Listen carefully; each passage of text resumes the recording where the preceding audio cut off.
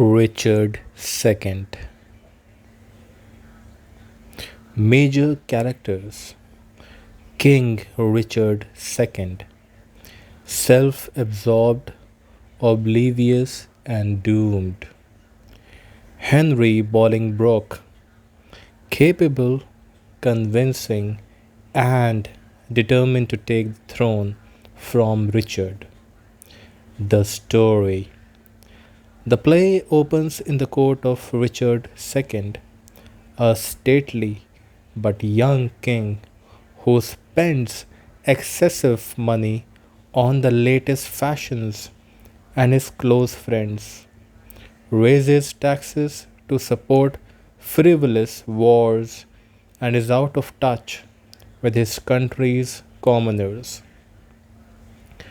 Two noblemen, Henry Bolingbroke, son of the Duke of Lancaster and Richard's cousin, and Thomas Mowbray, the Duke of Norfolk, have brought a dispute to the king.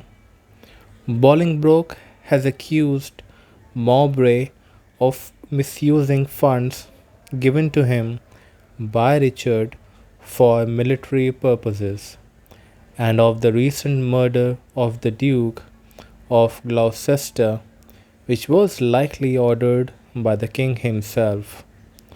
With the quarrel unresolved, Bolingbroke and Mowbray challenge each other to a duel.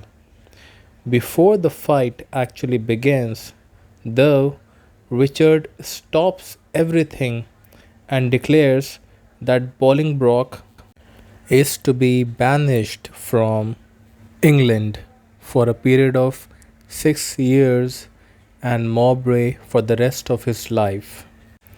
John of Gaunt, Duke of Lancaster and father of Bolingbroke, is so distraught over his son's exile that he dies. Richard seizes all of Lancaster's money and lands to fund a pet war in Ireland.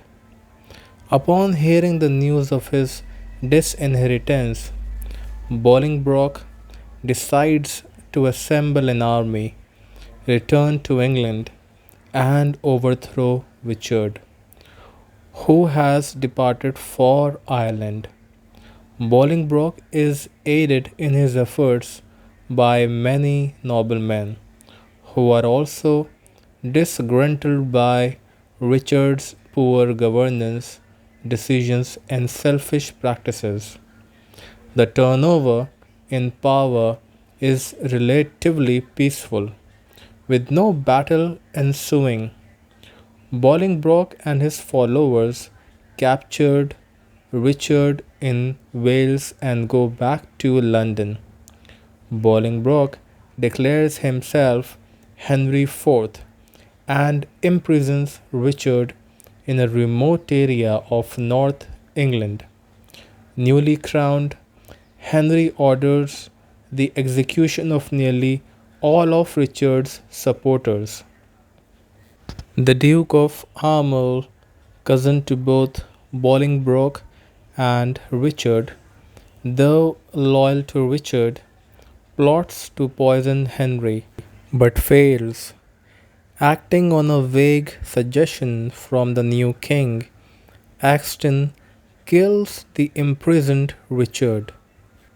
Henry publicly denounces the murder, exiles Axton, and plans a trip to Jerusalem to cleanse himself of any indirect involvement he might have had in Richard's death.